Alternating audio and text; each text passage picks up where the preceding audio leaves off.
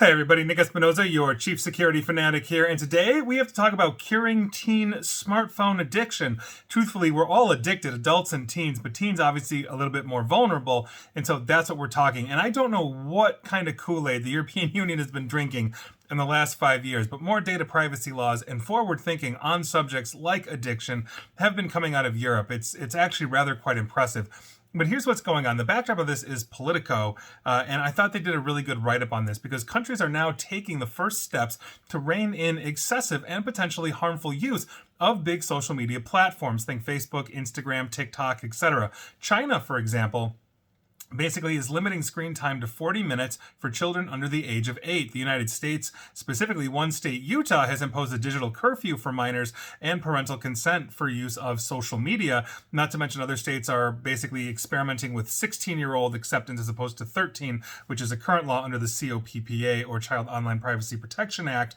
and on. Although studies have said adopting social media at age 18 or 19 makes you way more well-adjusted than prior years. Now, France, on top of this, has targeted manufacturers. They're requiring them to install parental control systems that can be activated when the device is turned on. The European Union, though, as I mentioned, is doing the most sweeping thing here. They are taking the most bold steps, and they have what is called the Digital Services Act that, from basically at the end of this month, August of 2023, will force the biggest online platforms like TikTok, Facebook, YouTube, etc., to open up their systems to scrutiny by the European Commission and prove that they're doing their best to make sure products are not harming kids. The penalty for non-compliance can be up to 6% of the global revenue for 1 year. And so I think that is a huge thing. That's bigger than the GDPR fine of a maximum of 4% of annual revenue for global revenue. Now, faced with mounting pressure in the past years, platforms like Instagram,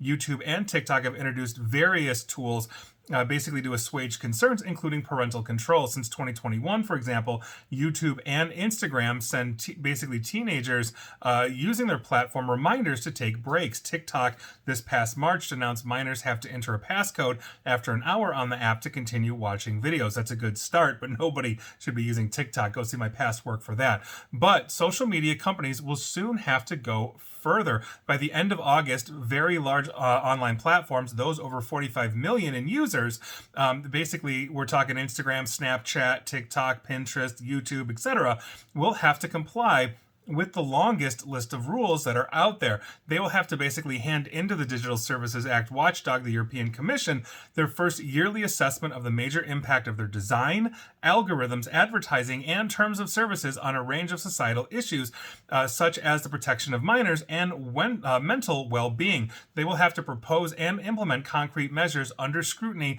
of an audit company, essentially, and have it vetted by researchers commissioned by the Commission. Measures could include ensuring that algorithms don't recommend videos about dieting to teenage girls, for example. That's actually been a very serious problem. Or turning off autoplay by default so that minors don't stay hooked watching content on a loop over and over and over. Platforms will also be banned from tracking kids' online activity to show them personalized advertisements as well. I can't believe that's not a law already worldwide. Now, manipulative designs such as never-ending timelines that basically glue users to the platforms have been connected to addictive behavior. And so that's going to be off limits now for those tech companies. Essentially, Brussels, where the headquarters is also working on basically with the tech companies, industry associations, and children's groups on rules on basically how to design platforms in a way that are going to protect minors, not just from addiction, but obviously from other things like predators as well. The Code of Conduct on age-appropriate design planned for 2024 would then provide an explicit list of measures that the European Commission wants to see large social media companies carry out to comply with these new laws and standards. However, the EU's new content law, though,